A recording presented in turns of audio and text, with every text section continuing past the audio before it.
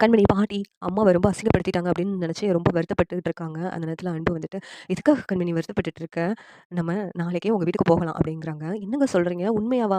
அப்படின்னு கேட்கும்போது, "ஆமா கண்மணி, எனக்கு உன்னுடைய சந்தோஷம் தான் முக்கியம்.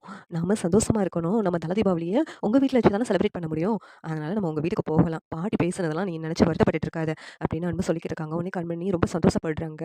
உடனே "உன் பாட்டி ஏதாவது சொல்ல மாட்டாங்களா?" அப்படின்னு கேட்குறாங்க. அதெல்லாம் பாட்டிலாம் ஒண்ணும் சொல்ல மாட்டாங்க. அம்மா வேற சொன்னாங்க, "கண்மணிய போய் சமாதானப்படுத்து" அப்படின்னு. "நீ அழுகுறதெல்லாம் பார்த்துட்டு எதுவுமே சொல்ல முடியல" அப்படின்னு சொல்லிட்டு ரொம்ப வருத்தப்பட்டுட்டு இருந்தாங்க கண்மணி.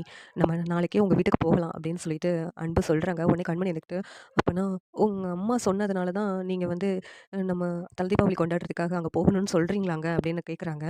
"அப்படின்னா இல்ல கண்மணி. நான் உன் சந்தோஷத்துக்காக தான் நம்ம அங்க போகணும்னு சொல்லிக்கிட்டு இருக்கேன். அதாவது எனக்கு நீ சந்தோஷமா இருக்கிறது முக்கியம்.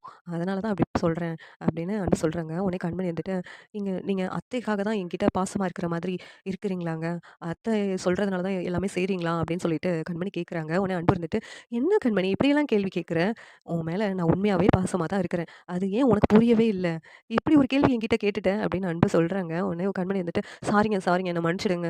இல்ல சும்மா தான் உண்மையிலேயும் என் மேல நீங்க அன்புல பண்றீங்களா? இல்லாட்டி உங்க அம்மா சொன்னதுனால தான் என் மேல அன்பா இருந்து பண்றீங்களான்னு தெரிஞ்சுக்கிறதுக்காக தான் அப்படிலாம் பண்ணேன். உண்மையிலே நீங்க எங்க மேல அன்பா இருக்கிறது எனக்கு புரியுதுங்க. ஆனா, ஏதோ ஒரு சந்தேகத்தில கேட்டுட்டேங்க" அப்டி சொல்லிட்டு கண்மணி சொல்லிக்கிட்டு இருக்காங்க. உடனே அன்பு இருந்துட்டு, "இங்க பாரு கண்மணி, இப்படியெல்லாம் இனிமேல் என்கிட்ட கேள்வி கேட்கிறாத. எனக்கு உன் சந்தோஷம் தான் முக்கியம். உன் சந்தோஷத்துக்காக நான் எத வேணாலும் செய்வேன். என்னுடைய லவ்வ நீ புரிஞ்சுக்காம இப்படியெல்லாம் பேசுறது எனக்கு ரொம்ப கஷ்டமா இருக்கு" அப்படின்னு அன்பு சொல்றாங்க. உடனே கண்மணி இருந்துகிட்டு, "சாரிங்க, சாரிங்க. நான் இனிமேல் இப்படியெல்லாம் கேள்விலாம் கேட்க மாட்டேன்" அப்படின்னு சொல்லிட்டு கண்மணி சொல்லிக்கிட்டு இருக்காங்க. உடனே அன்பு இருந்துகிட்டு, "என்னுடைய காதல் உனக்கு புரியல கண்மணி. இத்தன நாளா நான் உன் மேல அம்மா சொல்லி தான் அன்பா இருந்தேன்னு நீ நெனச்சுட்டல்ல.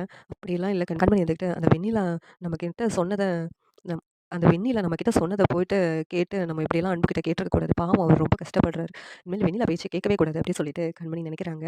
இந்த சீரியல் எப்படி இருந்தா நல்லாருக்கும்னு நீங்க நெனைக்கிறீங்கன்னு கமெண்ட் பண்ணுங்க. இந்த வீடியோ பிடிச்சிருந்தா லைக் பண்ணுங்க, ஷேர் பண்ணுங்க, சப்ஸ்கிரைப் பண்ணுங்க. Thank you.